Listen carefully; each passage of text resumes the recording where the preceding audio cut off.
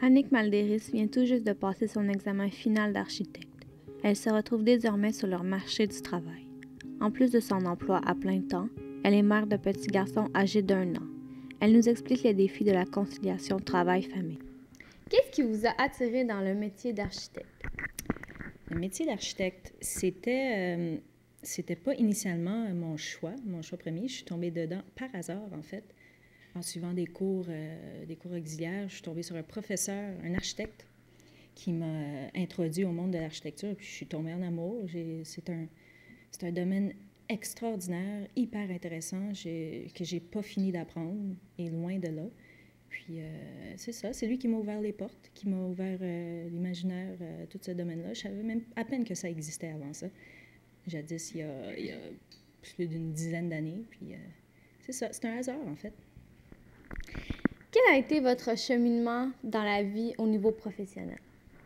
Mon cheminement, à partir de ce joyeux hasard, c'est très, très long. C'est quand même un très long processus de devenir architecte. Ça demande beaucoup d'études universitaires, un baccalauréat, une maîtrise, qui doit être suivi d'un stage à peu près l'équivalent de 3 années de stage, suivi par un examen pour faire partie de l'ordre des architectes.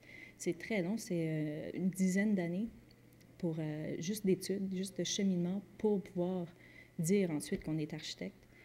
Donc, ça a été très long, très long. Qu'est-ce qui est le plus compliqué d'avoir à concilier travail et famille?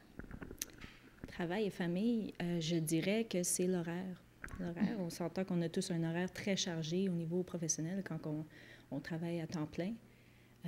Heures de bureau de 9 à 5 standard, mais en architecture, en plus, on a tendance à faire des heures supplémentaires parce qu'on a beaucoup de remises, des deadlines, comme on pourrait dire. Puis en plus, on rajoute à ça un second horaire qu'il faut suivre. Ça prend une certaine routine pour un enfant. Il doit faire ses dodos à certains moments, il doit manger à certains moments.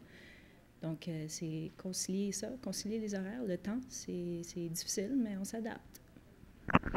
À 30 ans, vous avez décidé d'avoir un enfant. Qu'est-ce qui a influencé votre décision? Il n'y a rien qui m'a influencé en soi parce que c'était pas attendu. C'était un hasard, heureux hasard, une heureuse surprise. Puis, écoute, on s'en attendait pas, mais on l'a pris. Donc, il n'y a pas eu d'influence, pas d'influence particulière.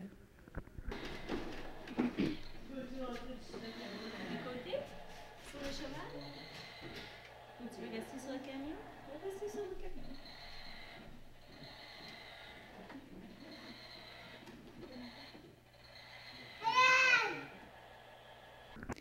Qu'est-ce qui pourrait vous aider à faciliter la conciliation travail-famille? Qu'est-ce qui pourrait m'aider?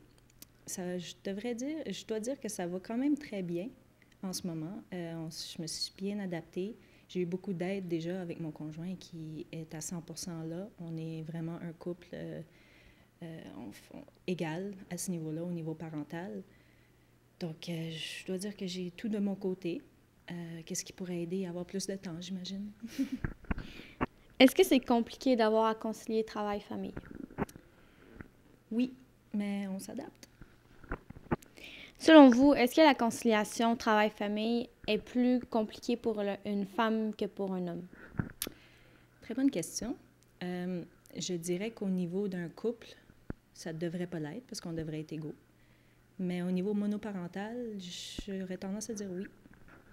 Si c'était à refaire, le referiez-vous de la même façon? Absolument. Merci.